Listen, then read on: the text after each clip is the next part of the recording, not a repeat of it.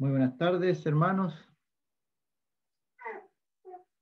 Doy las gracias nuevamente por la invitación. Saludo a todos los hermanos de la iglesia allí en Nueve Milenio, Temuco.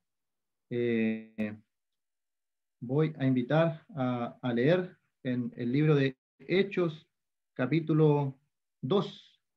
Hechos, el capítulo 2. Dice el versículo 41. Así que los que recibieron su palabra fueron bautizados, y se añadieron aquel día como 3,000 personas, y perseveraban en la doctrina de los apóstoles, en la comunión unos con otros, en el partimiento del pan y en las oraciones.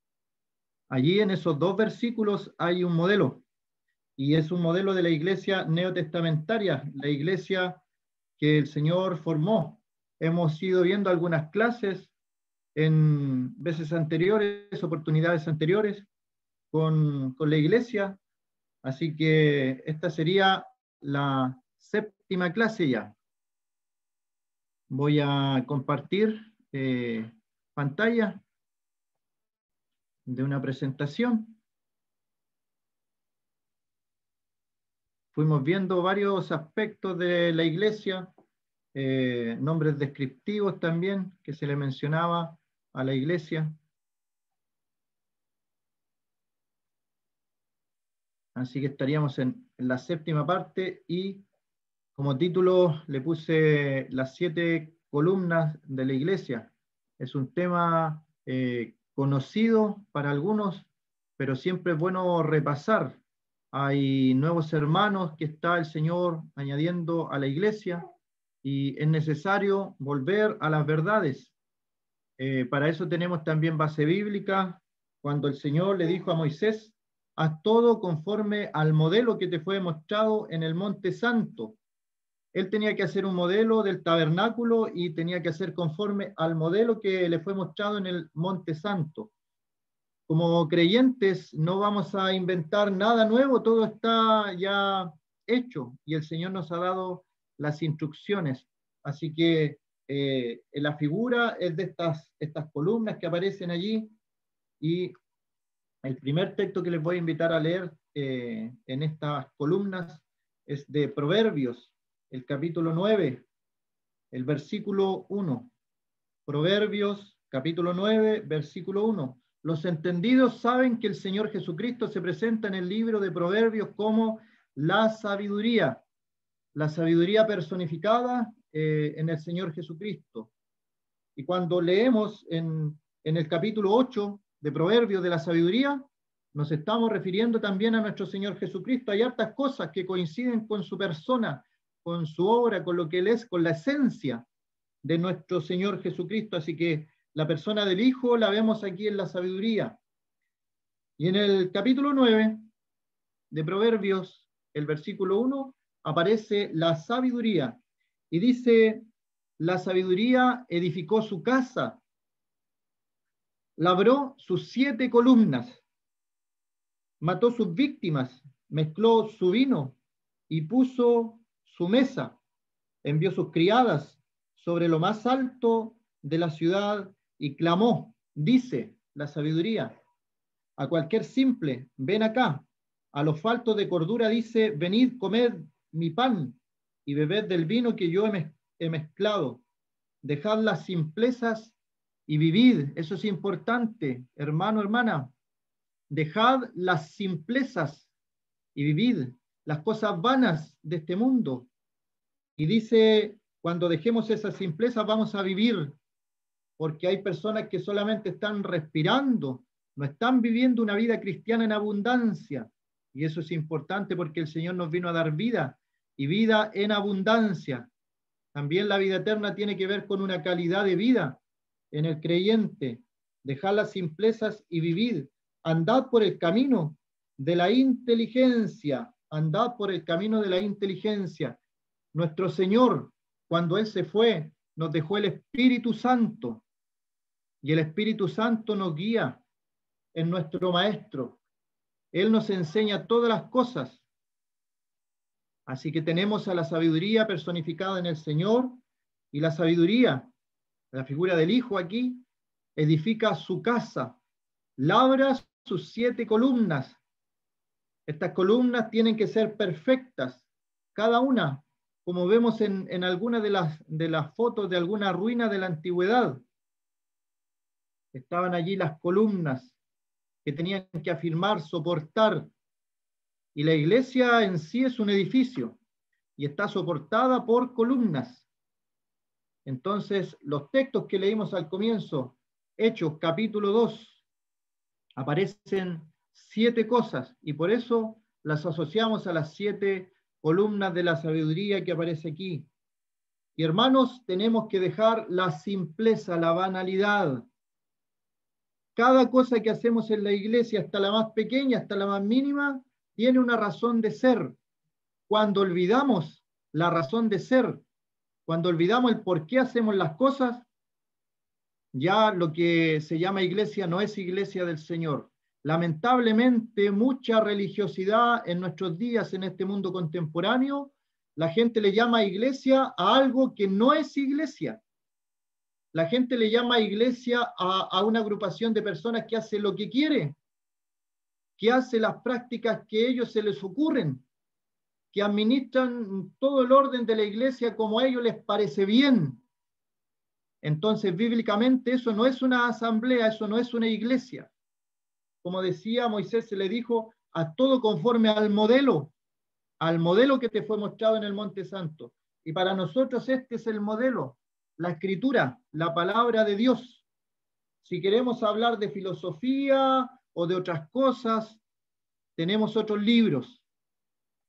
En el día de hoy hay congregaciones, hay un cuerpo, un grupo de personas que se junta y le ha dado entrada a la psicología, le ha dado entrada a las humanidades, le ha dado entrada a la política. Entonces ya no es una iglesia conforme al corazón de Dios. Ya ahí nos está edificando algo que está conforme al modelo. Ya hay que tener cuidado porque es la iglesia de Dios. No es la iglesia de un hombre, no es la asamblea de personas, es la asamblea de Dios. Es la iglesia del Dios viviente. Columna y baluarte de la verdad. ¿Y dónde más vamos a encontrar todo lo que se necesita para que se establezca un buen orden en la iglesia? En la Biblia, en la Escritura. No en algún estatuto de alguna iglesia. Recuerdo muy bien una persona en el mundo religioso. Bueno, es un hermano, tiene buen testimonio, es creyente, pero no ha podido despegarse de allí. Y ellos le dieron una respuesta porque este hermano entendió algunas cosas que estaban en la Escritura y no se practicaban. Allí donde él se reunía, conversó con las personas allí, con los hermanos, y llegaron luego de hartos argumentos humanos a decirle, bueno, la Biblia dice una cosa, pero los estatutos de esta congregación dicen otra cosa. Imagínese lo que hemos llegado, poner un estatuto hecho por hombres pecadores, como tú y como yo, sobre lo que es la Escritura, sobre lo que es el fundamento, en la palabra de Dios. Ahí vamos a encontrar todo lo que tiene relación con Dios, en la palabra de Dios. Como decía, la iglesia tiene que tratar los temas espirituales, los temas de Dios. Y ese es el error que han cometido algunos. Han dejado entrar a políticos a la congregación, obviamente después reciben alguna retribución cuando aquellos políticos también le devuelven la mano y esas personas religiosas suben en cargos y se mezclan con la política, lo mismo que cometió Roma en la antigüedad, mezclar la religión con la política, es terrible. Nosotros somos de otro mundo, de otro reino, del reino de Dios, del reino de los cielos. El reino del Señor no es de este mundo. No vamos a arreglar el hambre apoyando a un político, no vamos a arreglar la corrupción apoyando a un político. La iglesia tiene que preocuparse de predicar el evangelio. La iglesia tiene que predicar el evangelio del Señor Jesucristo. Y el Señor lo dijo. ¿De quién es la imagen que aparece en la moneda de César? Bueno, den a Dios lo que es de Dios y a César lo que es de César. la separación absoluta allí. También el mundo protestante cometió este error en Europa y mezcló la política con la iglesia, con la congregación, con las cosas espirituales, y se llegó a tal punto en el mundo protestante también que tuvieron gobiernos autoritarios donde mataban gente por no pensar como ellos. Imagínense a lo que se llegó, algo tan bueno, tan saludable como las cosas de Dios, que llegue a la corrupción política. La iglesia es la iglesia, son las cosas espirituales y no tiene que mezclarse ninguna otra cosa. Por eso es que dice que dejemos la simpleza, las cosas vanas, y busquemos, andemos por el camino de la inteligencia. A los faltos de cordura, venid, comed.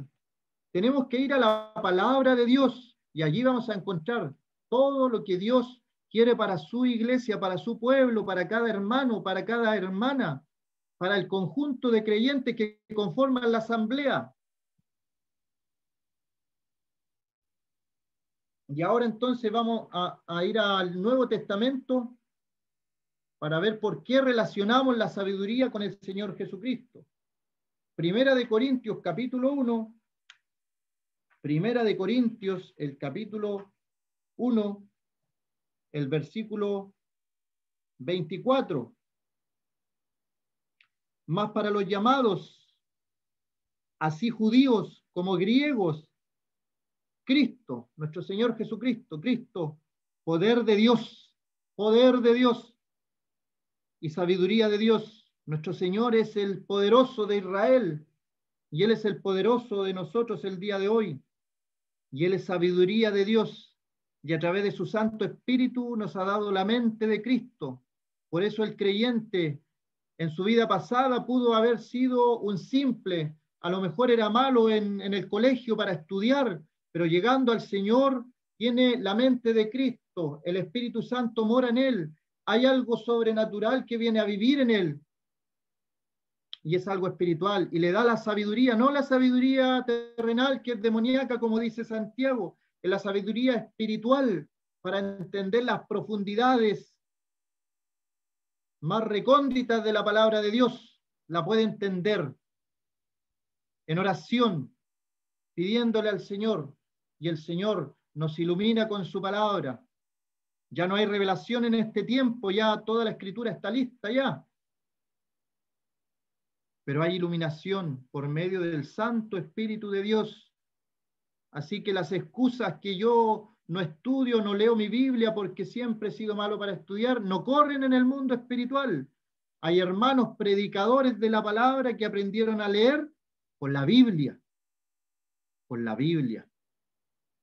que en su tiempo nunca fueron al colegio y aprendieron a leer con la escritura. Y viera usted cómo predican, cómo ministran la palabra, con el poder, no el poder terrenal, no la sabiduría terrenal, no con un diploma que dice allí son teólogos, no, es con el poder, la sabiduría espiritual dada por Dios, porque ya tienen la sabiduría.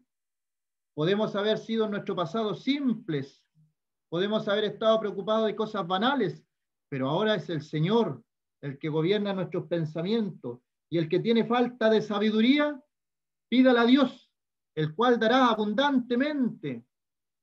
Así que no hay excusa entonces. Cristo, poder de Dios y sabiduría de Dios. Versículo 30, allí mismo en Primera de Corintios, capítulo 1, versículo 30, dice, más por él estáis vosotros, aquí de nuevo se refiere al Señor, más por él estáis vosotros en Cristo Jesús, el cual nos ha sido hecho por Dios sabiduría, justificación. El Señor también para el creyente ha sido justificación, la personificación de la justificación en nuestro Señor Jesucristo. Santificación también. El Señor Jesucristo es la personificación de la santificación. ¿Acaso nos sorprende esto? De ninguna manera. El Señor, su vida santa, cumplió todos los mandamientos, todos. no dejó ninguno por cumplir. Él no vino a abolir la ley, a abrogar la ley. No vino a eliminar la ley el Señor, la vino a cumplir y la cumplió a cabalidad. No dejó nada por cumplir. Incluso le preguntó él a sus enemigos y le dijo, ¿acaso alguno me redarguye de pecado? ¿Y sabe qué? Ninguno le pudo decir alguna falta, porque el Señor en su vida entera cumplió toda la ley. Y la personificación de la redención allí en el versículo 30. Pero lo que nos interesa en esta tarde es lo primero, que nos ha sido hecho por Dios sabiduría. Y allí entonces tenemos la conexión. ¿Por qué decimos que allí en Proverbios 9 es el Señor que edificó su casa? Porque Corintios nos dice que el Señor, así para los llamados así judíos como griegos, Él es poder de Dios y sabiduría de Dios. Y ahí entonces podemos volver a Hechos, capítulo 2, versículos 41 y 42. Y en estos dos textos, en estos dos versos, tenemos las 7 columnas. Así que vayamos inmediatamente a separarla. A ver, ¿dónde están aquellas 7 columnas para que funcione bien una iglesia? Una iglesia conforme al corazón de nuestro Señor, que quiere que todo sea perfecto, que todo se haga conforme a su modelo que Él dejó establecido. Es como si Él nos hubiera dado un manual de cómo funcionan las cosas. Hay personas que compran algo y comienzan a armar, y a veces logran armarlo, pero muchas veces se equivocan en alguna cosa y dice, ¿pero leyó el manual? A veces cometemos ese error, que en lo espiritual no nos pase eso. Cada cosa tiene su manual en la escritura. Cada cosa. El matrimonio, hay un manual en la escritura del matrimonio. La crianza de los niños, hay un manual en la escritura de cómo criar también los niños. De tantas cosas que hay en la palabra de Dios, enseñanza, el modelo establecido por la Biblia. Así que los que recibieron su palabra, ahí está el primero. ¿Lo había visto?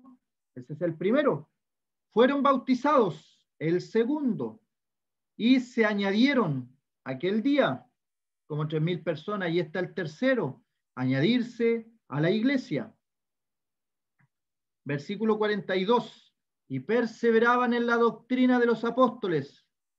Allí podemos decir que la primera frase se puede repetir en todo lo que viene a continuación. Perseveraban en la doctrina de los apóstoles. Ahí hay una columna, la doctrina de los apóstoles.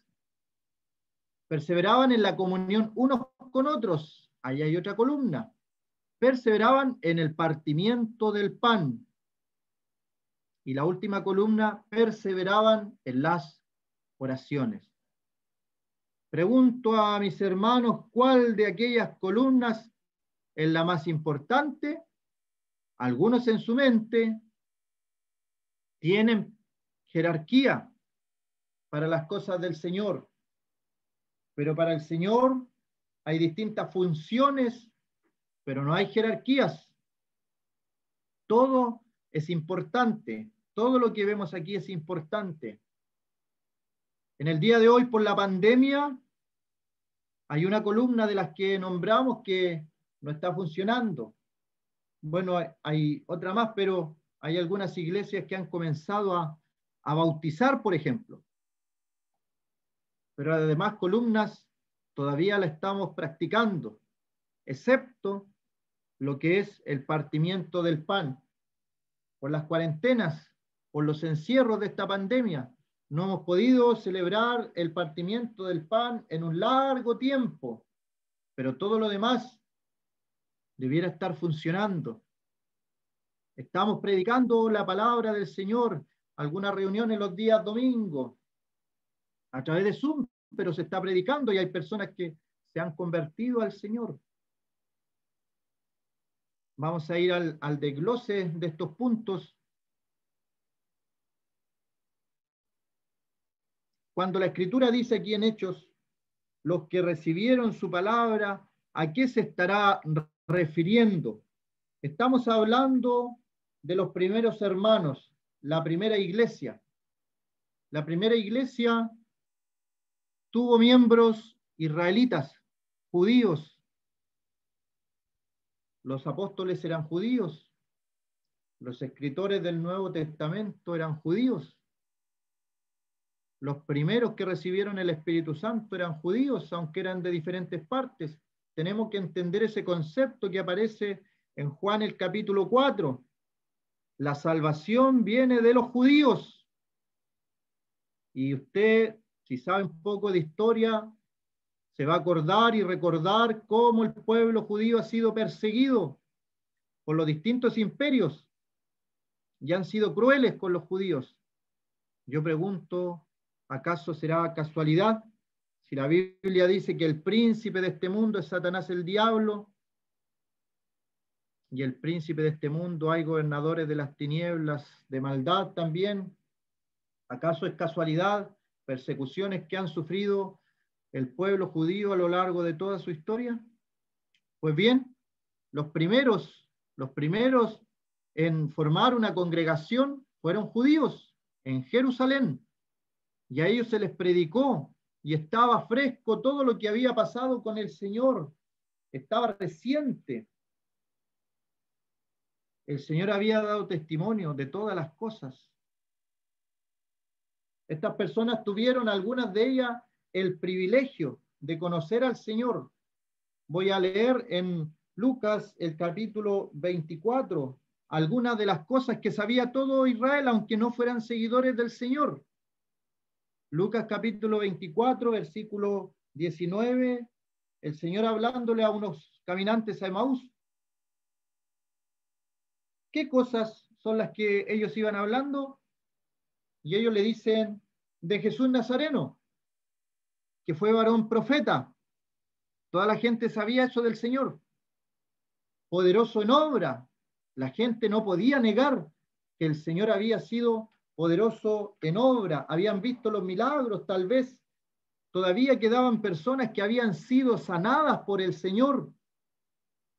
Habían sanadas de su vista. Habían paralíticos que habían sido sanados. Habían muertos que habían resucitado y tal vez recién estaban ellos todavía con vida, estaban allí en la gran multitud de Jerusalén. Así que sabían que era un varón poderoso en obra y en palabra. También sabían eso porque hasta los enemigos decían, jamás hombre alguno ha hablado como este hombre. Así que las personas sabían de nuestro Señor Jesucristo. Así que son los primeros receptores de la predicación del Evangelio y se les predica del Señor, que aparte de todas estas cosas, Él había resucitado. Y eso ya era algo nuevo para ellos. Y era poderoso en obra y en palabra delante de Dios y de todo el pueblo. Y el pueblo también sabía, la gente que estaba allí sabía cómo le habían entregado a los principales sacerdotes, a los gobernadores, y le habían sentenciado a muerte de crucifixión. Y la mayoría de la gente que estaba en Jerusalén había ido a gritar también, crucifícale, crucifícale. Así que no eran desconocidas estas personas, entre ellos mismos, lo que le había Pedro y los apóstoles, lo que le iba a predicar, y cómo se convirtieron de las tinieblas a la luz admirable de nuestro Señor, y cómo le condenaron a sentencia de muerte y le crucificaron. Y sabe que muchas personas pensaban, como los caminantes a Emaús, que el Señor había venido a establecer un reino, pero el Señor le dijo a Pilato, mi reino no es de este mundo. Y ellos lo malentendieron, algunos lo malentendieron. Por eso dice que nosotros esperábamos que Él era el que había de redimir a Israel. Y luego los caminantes a Emaús dicen, pero nos han sorprendido unas mujeres que han dicho que Él vive. No hallaron su cuerpo. Tuvieron visión de ángeles, no hallaron su cuerpo y dicen que Él vive. Era como algo nuevo, novedoso, pero ya en Hechos capítulo 2 se predicó la palabra, que en el nombre del Señor Jesús hay perdón de pecados, perdón de pecados. Se le predica a la gente el arrepentimiento, que se arrepientan y crean el Evangelio. Y ahí entonces la pregunta, los que recibieron su palabra, tiene que ver con la predicación del Evangelio. Yo pregunto entonces, hermano, ¿estás predicando el Evangelio que se predicaba en el tiempo del Señor? ¿O has copiado la predicación que se está haciendo en el día de hoy, a veces muy liviana, que se habla solamente de una parte de Dios? Se habla del amor de Dios, de la bondad de Dios, de la benevolencia de Dios, de la misericordia de Dios, pero se deja de lado el juicio de Dios y que Dios es un juez justo, y eso no se menciona. Por lo tanto, no hay una verdad completa, y una media verdad está más cerca de la mentira. ¿Qué palabra estamos predicando? ¿Qué palabra está diciendo la gente que recibe su palabra? Cuando alguien dice, bueno, yo creo en el Señor, ¿a qué se está refiriendo? Porque si la predicación de la palabra del Señor es mala, podemos tener creyentes falsos o podemos tener personas que se dicen creyentes pero no lo son y nunca han conocido al Señor porque el Evangelio en su pureza no les fue predicado. Y tenemos en el mismo libro de los Hechos cómo una persona dijo creer en el Señor Jesucristo y luego esa persona no siguió con los apóstoles. Así que tenemos ahí que cuestionarnos cada uno de nosotros qué evangelio estamos predicando. ¿Cuál es el evangelio que estamos predicando? Dice Hechos capítulo 8, versículo 17. Estamos en el siglo I, estamos recién que el Señor murió, resucitó, se está predicando recién el evangelio. Entonces les imponían las manos y recibían el Espíritu Santo. Cuando vio Simón, este es el personaje al cual me refería, cuando vio Simón que por la imposición de las manos de los apóstoles se daba el Espíritu Santo, les ofreció dinero, diciendo, dadme también a mí este poder para que cualquiera a quien yo impusiere las manos reciba el Espíritu Santo. Entonces, mire lo que dijo Pedro en el versículo 20, tu dinero perezca contigo porque has pensado que el don de Dios se obtiene con dinero, no tienes tu parte ni suerte en este asunto, porque tu corazón no es recto delante de Dios. Hasta ahí todo bien, ¿cierto? Estamos hablando de una persona que ofreció dinero para que le dieran el poder que estaba en los apóstoles. Y uno dice, ¿qué tiene eso de extraño? Bueno, volviendo un poco atrás, en el versículo 13 hay una verdad tremenda de este hombre. Dice el versículo 13, también creyó Simón mismo, y habiéndose bautizado, estaba siempre con Felipe, y viendo las señales y grandes milagros que hacían, estaba atónito, estaba impactado con esto. ¿Se entiende entonces qué palabra estamos predicando? ¿Qué palabra está recibiendo la gente? La palabra que deben recibir es, cree en el Señor Jesucristo y serás salvo. Arrepentidos y creed el Evangelio. La paga del pecado es muerte, mas la dádiva de Dios es vida eterna en Cristo Jesús, Señor nuestro. El que cree en el Hijo tiene vida eterna, pero el que rehúsa creer en el Hijo no verá la vida, sino que la ira de Dios está sobre él. Siempre están las dos partes. Hay dos caminos, dos destinos. Hay una puerta ancha y una puerta angosta. Ese es el Evangelio. Pero hoy día, ¿cuánto se escucha? Dios te ama, y tantas cosas más. Que Dios es amor es una verdad que yo la he comprobado en mi vida grandemente. Dios me ama, Dios es amor. Pero Él me recibió con mis delitos y pecados, y yo acudí a Él porque sabía que la paga del pecado es muerte y sabía que iba rumbo a la condenación si no recibía la salvación del Señor Jesucristo. Señor, sálvame. Señor, sálvame.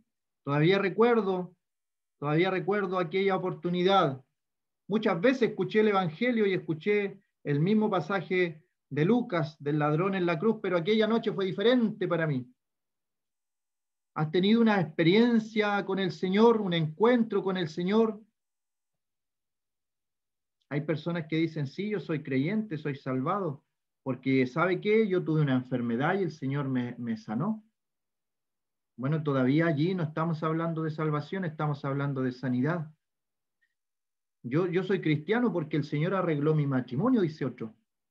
Bueno, allí estamos hablando de la misericordia de Dios para su matrimonio, pero no estamos hablando de salvación. El que cree en el Hijo tiene vida eterna. ¿Has creído en el Hijo? Y si has creído, ¿te has bautizado? ¿Te has bautizado? El bautismo cristiano. Hay algunos hermanos que han estudiado y enumeran 8 tipos de bautismo. Bueno, nosotros tenemos el bautismo cristiano. ¿Cómo se debe hacer? ¿Quién lo debe practicar? ¿Cuándo se debe practicar? El mundo protestante bautiza a los niños. En algunas de sus ramificaciones bautiza a los niños todavía, a los infantes. ¿Cuándo se debe bautizar una persona? Cuando está en conciencia, en la capacidad de pensar, de arrepentirse de sus pecados, de creer, de depositar fe. Hay personas que dicen, entonces tiene que ser muy maduro, muy grande, tiene que tener la capacidad de pensar las cosas que yo he dicho. Sé de hermanos que se convirtieron a los 8 años de edad, a los 7 años de edad, pero se bautizaron un tiempo después, un poco más jóvenes, pero fueron bautizados. ¿Cómo debe ser el bautismo? En el libro de Mateo, al final del libro, se nos dice, Mateo capítulo 28, versículo 19, por tanto id, y haced discípulos a todas las naciones, bautizándolos en el nombre del Padre y del Hijo y del Espíritu Santo. Ahí hay mucha enseñanza acerca del bautismo. Está la enseñanza de la Santísima Trinidad, por ejemplo. Está la enseñanza de que nosotros como creyentes debemos salir a buscar las almas, no que las almas, o esperarlas que vengan. Id. Y la enseñanza también del discipulado. Id y hacer discípulos. Y esto tiene que ver con la enseñanza, que más adelante también la vamos a ver. Así que hay harta enseñanza allí. Pero lo que los convoca ahora es el bautismo. ¿Cómo tiene que hacerse? En el nombre del Padre y del Hijo y del Espíritu Santo. ¿Dónde debe hacerse? Donde haya muchas aguas. Hay pasajes también que confirman esto, donde haya muchas aguas. Da para un estudio aparte todo lo que es el bautismo. Así que las personas son bautizadas. Allí puse específicamente una foto de un río porque una vez escuché a una persona que decía, yo prefiero bautizarme en un río porque así la corriente se lleva mis pecados. Qué terrible pensamiento, totalmente antibíblico. La persona es limpiada, es borrado sus pecados cuando la persona cree en el Señor Jesucristo para salvación. El bautismo es un acto de testimonio público para dar testimonio de que la persona es salvada, que se convirtió y está mostrando que está muerta con el Señor cuando se sumerge en el agua, está sepultada con el Señor cuando se levanta. Esa persona está resucitada con el Señor y tiene que vivir en novedad de vida, en novedad de vida. Y ahí entonces la persona que se bautiza, que está, como dicen algunos, en el primer amor, que también es cuestionable esa frase, pero así se dice muchas veces, está en los primeros tiempos del Señor, entonces esa persona lo que desea es congregarse, añadirse a una congregación, estar con los demás hermanos. Pero ¿qué ha pasado también? Últimamente hay personas que se bautizan y no les gusta estar en todas las reuniones de la iglesia, no les gusta leer la palabra de Dios, no tienen la costumbre de orar. Entonces ahí tenemos que cuestionarnos como predicadores, nuevamente lo que estamos enseñando en la predicación. La persona bautizada era añadida. Y mire la importancia que le daban, eran añadidas el mismo día. El mismo día. No dejaban pasar más tiempo, querían congregarse, querían asistir a una asamblea, querían ser parte de la comunidad cristiana de este nuevo ser, de este nuevo ente que era la iglesia.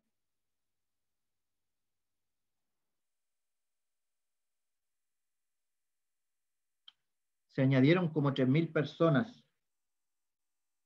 Nosotros tenemos un versículo que lo ocupamos en nuestras congregaciones, que donde están 2 o 3 congregados en mi nombre, ahí estoy yo en medio de ellos. Está en la Escritura. El contexto de ese texto es por problemas entre hermanos, para que los hermanos vuelvan a arreglarse. Entonces el Señor dice, donde están 2 o 3 congregados en mi nombre, ahí estoy yo en medio. 3.000 personas se añadieron. No le tengamos miedo a la cantidad. 3.000 personas se añadieron en Jerusalén. Y luego hubo otra predicación, como 5.000. Bueno, dice cómo, porque tiene que haber sido mucho más. Así que está bien aquellos textos del rebaño pequeño, manada pequeña, pero el Señor también, había multitudes que le seguían por sus enseñanzas. Y luego que hemos visto las primeras columnas básicas, tenemos las 4 columnas restantes que hablan de la perseverancia. La perseverancia. ¿En qué perseveraban? En la doctrina de los apóstoles. ¿Cuál es la doctrina de los apóstoles? ¿Acaso son aquellos apóstoles que comenzaron a aparecer comenzando el año 2000? Vino una fiebre apostólica, una enfermedad apostólica. Ya no era suficiente ser pastor, no era suficiente que le llamaran profeta, ahora querían ser pastores los religiosos.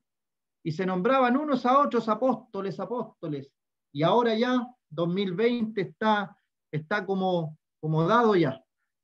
Ya se dio por un hecho el apostolado, pero eso es falso. Bíblicamente los apóstoles son 12. Y las columnas están allí en el Apocalipsis, los nombres de los 12 apóstoles del Señor. Así que cuando se habla de la doctrina apostólica, es todo lo que está escrito aquí en la palabra de Dios, que escribieron los apóstoles. ¿Cuáles apóstoles dejaron sus escritos? Mateo era apóstol, Pablo, apóstol a los gentiles se le llama, Juan, otro apóstol del Señor, Pedro, apóstol del Señor. Así que las doctrinas de los apóstoles las vamos a encontrar en la Escritura, en la Biblia, porque estos hombres en el día de hoy, falsos apóstoles, han levantado doctrinas que no son bíblicas. Y como se han autonombrado apóstoles, hay gente que los sigue, lamentablemente. Van a tener que dar cuenta porque mucha gente los sigue. Terrible eso. Llevar a gente al error, llevar a la gente a doctrina humana y no a la doctrina del Señor. La doctrina de los apóstoles está en el Nuevo Testamento, doctrina apostólica, en la palabra de Dios. La comunión unos con otros, comunión unos con otros. ¿Dónde yo voy a tener comunión con mis hermanos? Bueno, hay hermanos que en su corazón les nace, por ejemplo, organizar un paseo. Y algunos dicen, pero eso tiene que ver con la iglesia. Obviamente que sí. Se habla de la comunión unos con otros. Hay momentos de comunión donde podemos compartir. Recuerdo haber estado compartiendo con hermanos en una comida. Estamos teniendo comunión unos con otros, una comunión sana, en algún paseo donde la iglesia se organiza para tener un paseo sano, un paseo en el Señor, comunión unos con otros, conversar de las cosas que a veces no conversamos en la congregación, conocerse un poco más, visitarse unos a otros, también podemos tener comunión allí. Y la principal es en la congregación donde el Señor ha puesto su nombre, donde el Señor ha dicho, allí estoy yo en medio de ellos. Nosotros tenemos ese texto en la entrada de la congregación, creyentes congregados en el nombre del Señor. Nos congregamos a su nombre. Utilizamos ese texto, como decía al principio, congregados en su nombre. El Señor ha puesto y establecido allí su nombre. En la antigüedad tenemos ejemplos tipo para seguir al pueblo de Israel. No vayan a ofrecer holocausto a otro lado, sino al lugar que Jehová tu Dios ha puesto allí su nombre. Allí hay que llevar la ofrenda, allí hay que congregarse. El Señor ha elegido lugares específicos. En la antigüedad el pueblo de Israel, aparte de Jerusalén, había ideado otro lugar para llevar también sacrificios y ofrendas. Pero en la iglesia, en la congregación, en la asamblea que el Señor ha elegido, allí hay que ir. No hay que ir a otro lugar. La comunión unos con otros allí también. Podemos estar juntos en armonía. Y allí, en ese salmo, también hay un secreto. Muchas veces la iglesia está junta, pero no está en armonía. Y el salmo dice que hay que habitar juntos los hermanos en armonía, porque allí envía a Jehová bendición y vida eterna. Podemos hacernos las preguntas allí. ¿Dónde envía Jehová bendición y vida eterna? Donde habitan los hermanos juntos en armonía. Así que hay una condicionante allí. No basta solamente estar juntos, reunir un grupo de personas. Hay que estar juntos, pero en armonía, unánimes, todos mirando hacia un mismo fin, identificando las divisiones y los que provocan divisiones y anularlos. Son instrumentos del enemigo esas personas. Y Pablo los ataca abiertamente, los que provocan divisiones son terribles. Así que la iglesia unánime, mirando hacia un mismo lado, como decimos nosotros, remando todo hacia el mismo lado, para que avance hacia un mismo lado. Y el partimiento del pan. Ahí está la séptima columna. Como decía, no hay alguna más importante que otra. Para Dios es todo importante. Predicación del Evangelio, el bautismo escritural, el bautismo bíblico es importante. El que las personas sean añadidas a una iglesia, que formen parte de la familia de Dios, porque esa es la intención de Dios en su corazón, que seamos parte de la familia de Dios. Es su familia. Por eso nos llamamos hermanos. Y luego tenemos estos otros 4 puntos, donde tenemos la doctrina de los apóstoles, la comunión unos con otros, el partimiento del pan, que como decía en este último, no se estaba practicando en este tiempo por la pandemia, pero los demás, la mayoría se puede practicar. Y las oraciones. Las oraciones, lo vimos en una de las enseñanzas que dimos, vimos el asunto de las oraciones. Tenemos oraciones fervientes, tenemos oraciones que agradan a Dios. Dice la Escritura que el Señor ve en lo secreto nuestras oraciones y nos recompensa en público. Así son las oraciones que el Señor oye. En el libro de Santiago, capítulo 5, Santiago capítulo 5, dice, versículo 13, ¿está alguno entre vosotros afligido? ¿Hay alguno entre nosotros afligido? La respuesta es, haga oración, haga oración. ¿Está alguno alegre? Cante alabanza. ¿Está alguno afligido entre nosotros? ¿Hemos pasado por un momento de aflicción? Haga oración, haga oración. ¿Está alguno enfermo entre vosotros? Llame a los ancianos de la iglesia y oren por él. a una oración específica por algún enfermo, oren por él, ungiéndole con aceite, en el nombre del Señor. El nombre del Señor es un arma poderosa en las manos del creyente. Hay armas espirituales poderosas en Dios para la destrucción de fortalezas, nos dice el apóstol Pablo. La oración es un arma poderosa. El nombre de nuestro Señor Jesucristo es un arma poderosa en las manos de un creyente también. Versículo 15. La oración de fe. La oración de fe. Salvará al enfermo y el Señor lo levantará. Si hubiere cometido pecado, le serán perdonados. Y aquí hay dos cosas. Fíjense en la primera parte, la oración de fe, salvará al enfermo. Pero dice, y el Señor lo levantará.